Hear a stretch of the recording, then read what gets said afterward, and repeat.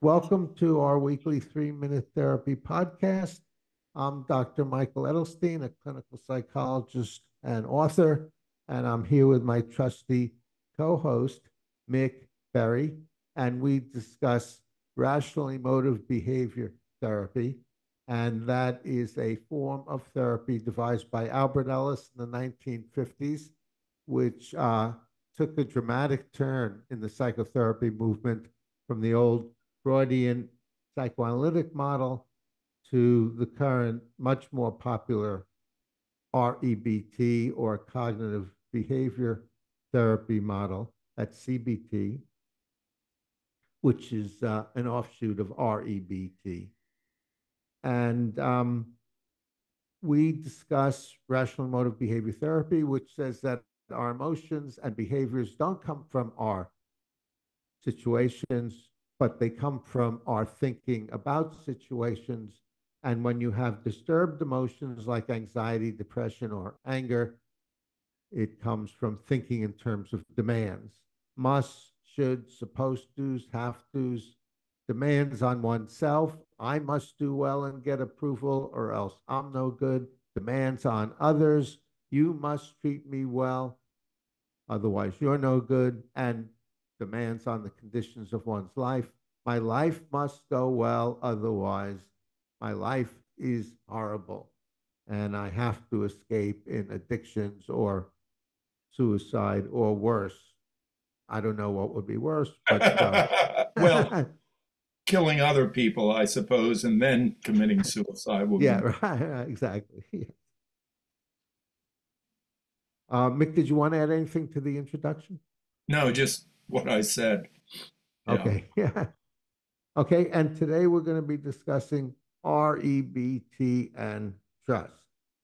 And it's good to define trust as a start. And trust generally means belief in the reliability and truth of someone or something. Uh, Mick, did you have anything to add to that definition?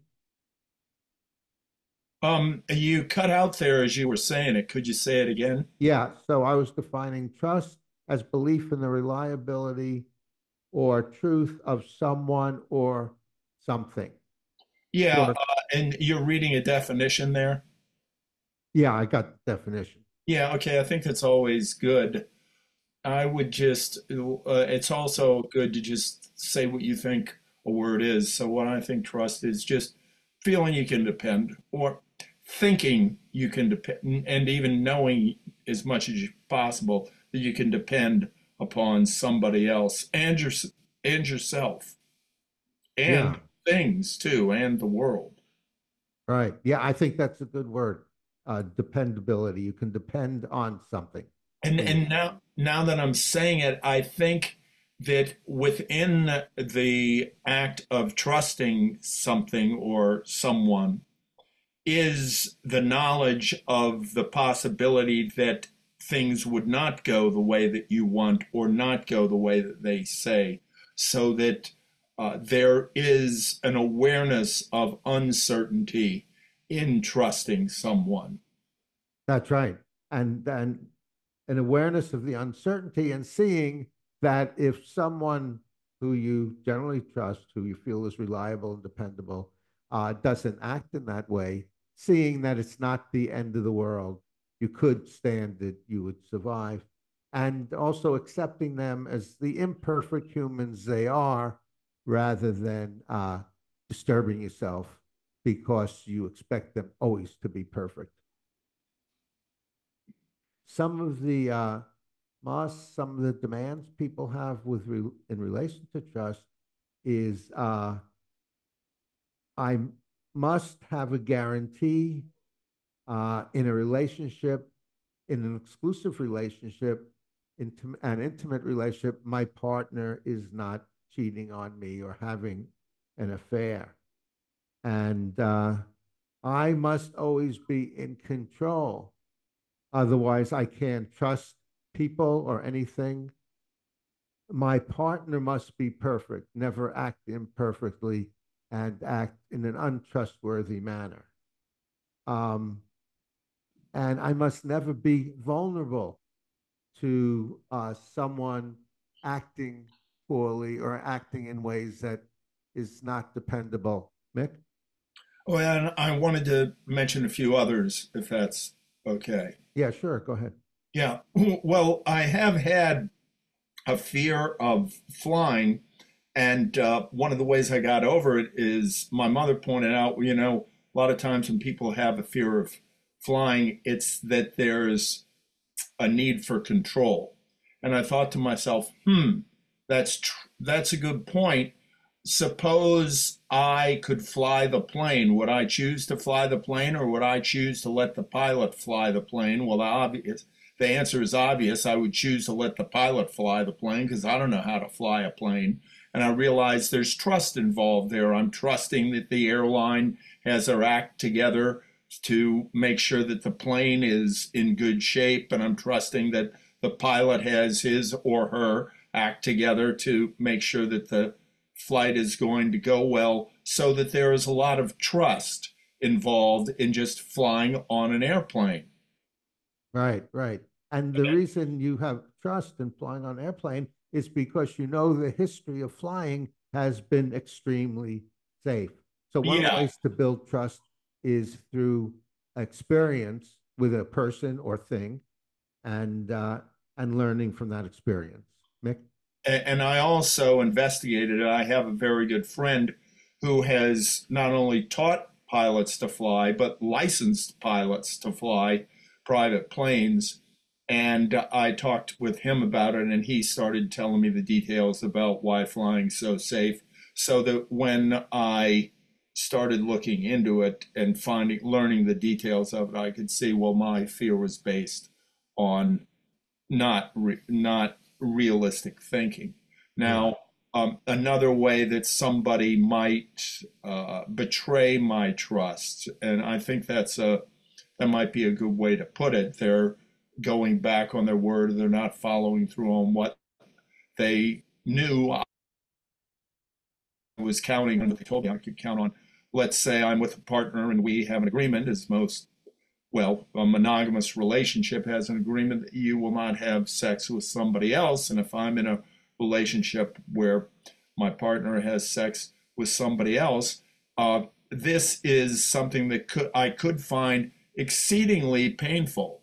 Now, when you say, yeah, it's, I prefer that they don't, to me, prefer is putting it mildly. I passionately want them to be dependable. And if they're not, then I can find it exceedingly painful and exceedingly difficult.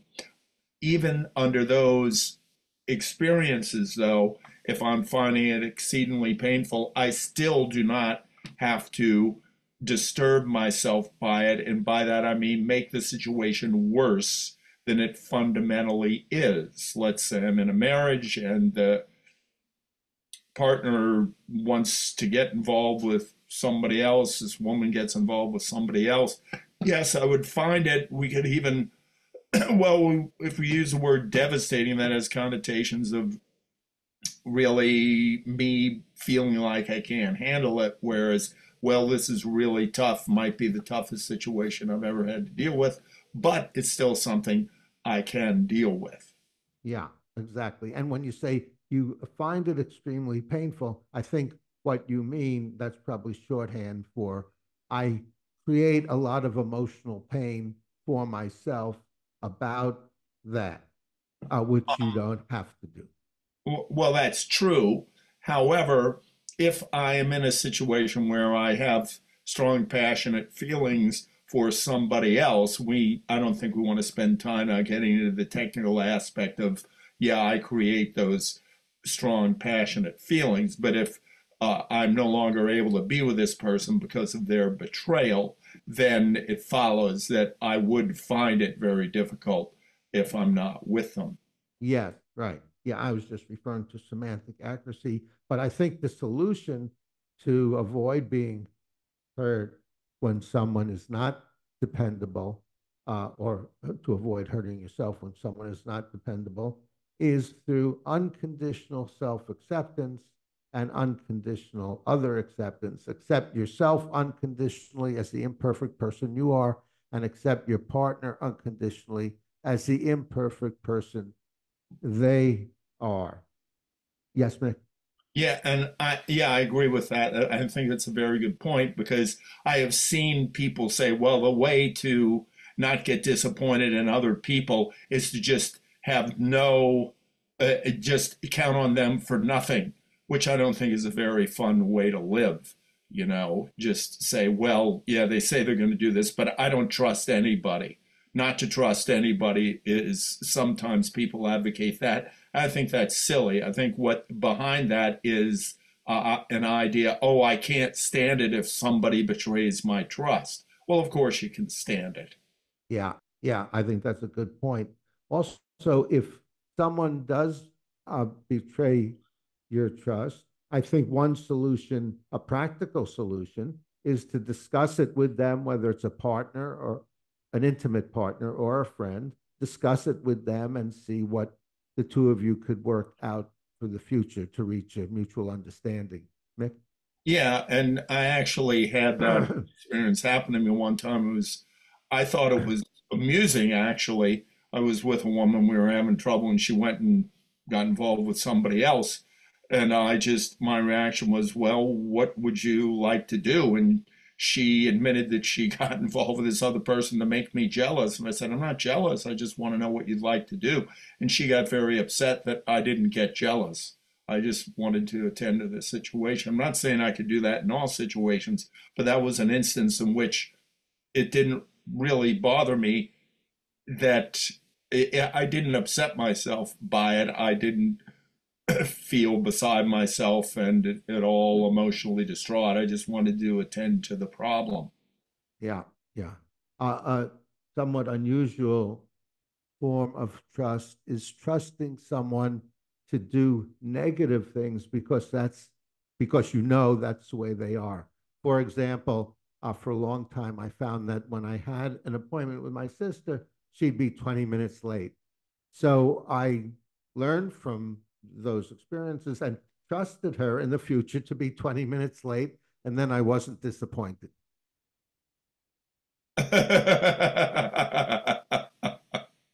Yeah, that's true. There is trust in that way.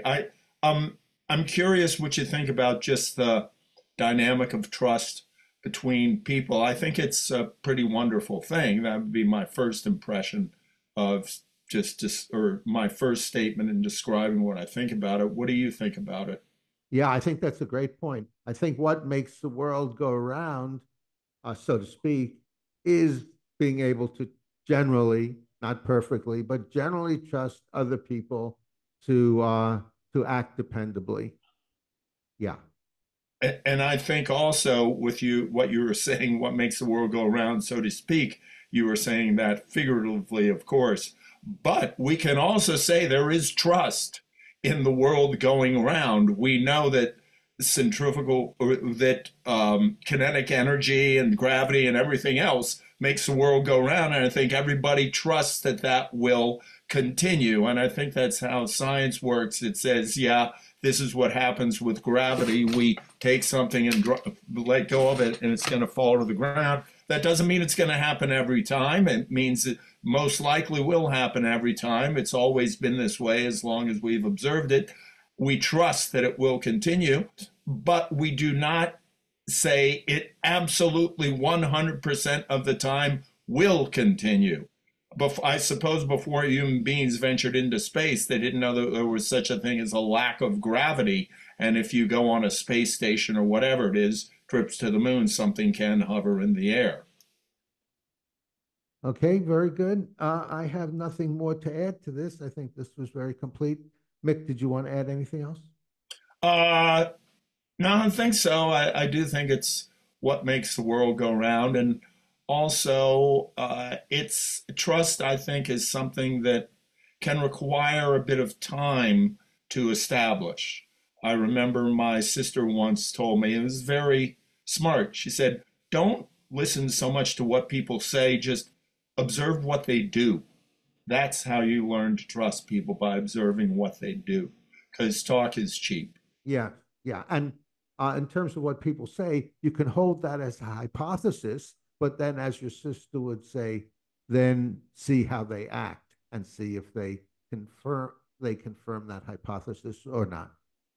Yeah. Okay, very good. Um, thanks, Mick, for participating in this. And I'm Dr. Michael Edelstein, clinical psychologist. Thank you, Chris Rossini, our tech engineer. Comment below if you have thoughts on what we've discussed. Give us a thumbs up if you enjoyed it or learned from it. Suggest subjects for future podcasts. Volunteer.